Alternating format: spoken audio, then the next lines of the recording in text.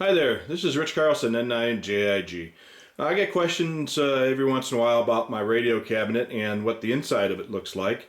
So today we're going to take a little tour of the radio cabinet with the outside stuff and then the inside. So I'm going to give you an overview of the entire cabinet, which is about 7 feet tall, and it's got a whole bunch of scanners and some other two-way radios and such. So we'll start off at the top. Great big clock, Amazon special. And then below that there are 8 BCT15s, and then there are 4 BCT15Xs, and then there are 4 BCD996XTs. That's my Icon R8500.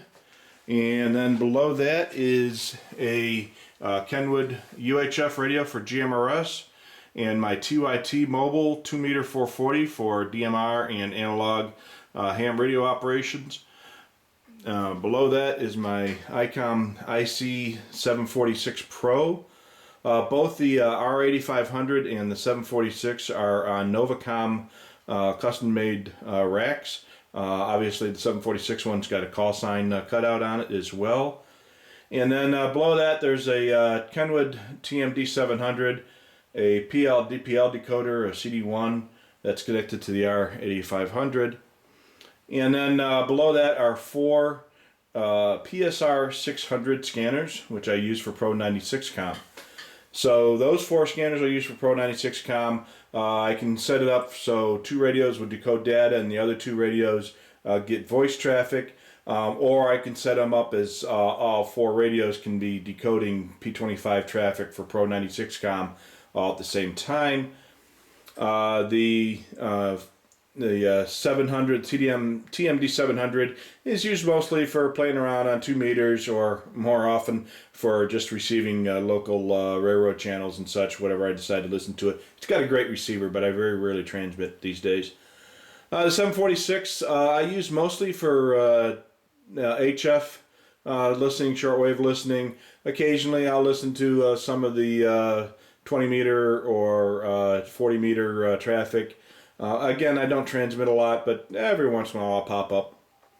And then that Kenwood TK880 is used almost exclusively for GMRS.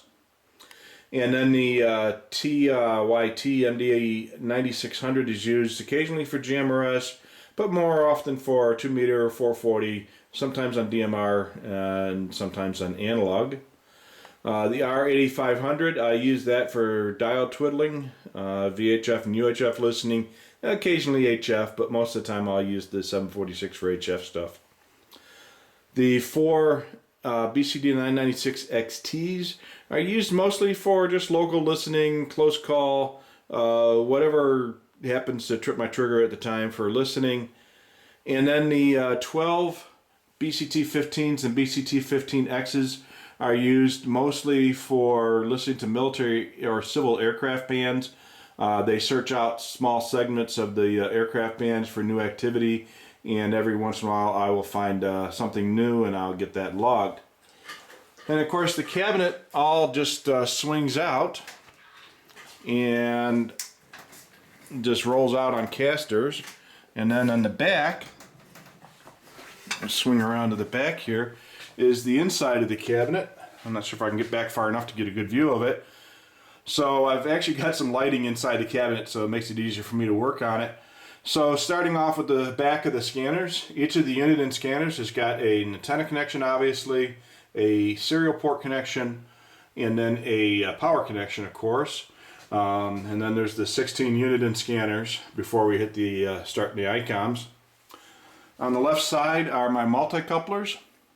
So I got one really good ST2 antenna up in the attic that works really well. I've got a couple other ones up there, but this one works particularly well.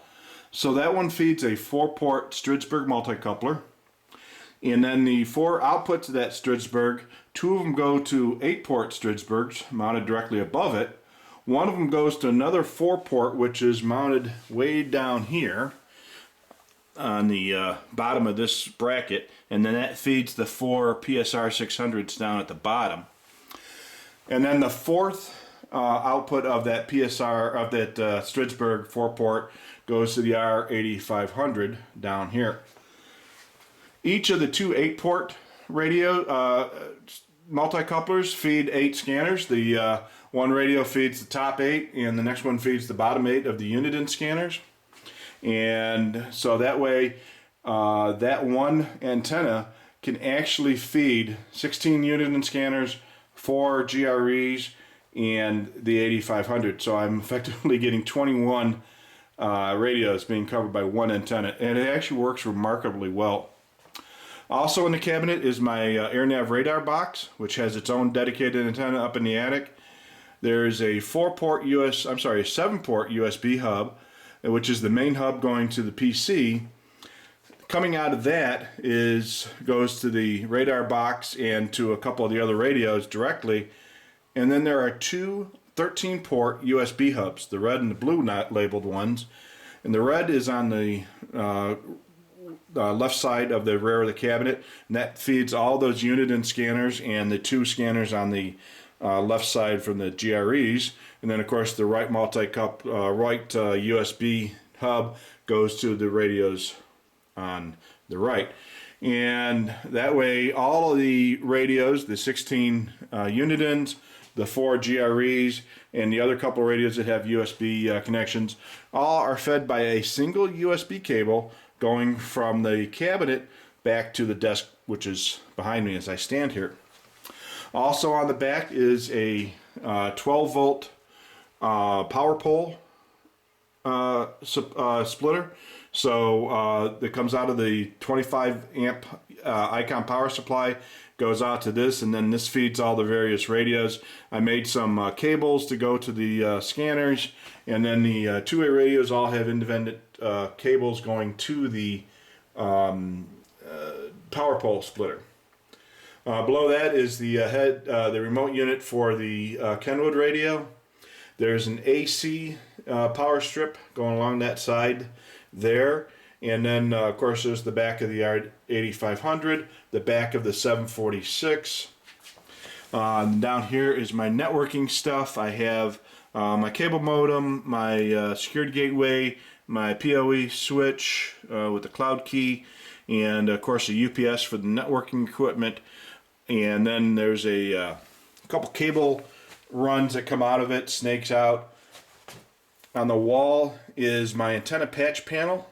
It's a 27-port antenna patch panel, and behind that the cables all go up into the attic, and each of the antenna in the attic, every antenna in the attic has a port here. Then I just use a small jumper cable going from that patch panel into the cabinet. And then there's a single power cord, AC power cord, going to the wall behind the shelf. And then there's a couple of networking cables going out to my wireless access point and some other stuff around the house. So that's pretty much the cabinet in a nutshell. And in another video I will talk about the radio desk and the desk in the office and some of the other equipment. But like I say, I've been getting a lot of calls asking about the cabinet. That's the back of the cabinet, and you already saw the front. And if there's any questions, just leave a comment in the video and we'll talk about it later. Thanks again. This is Rich Carlson, N9JIG.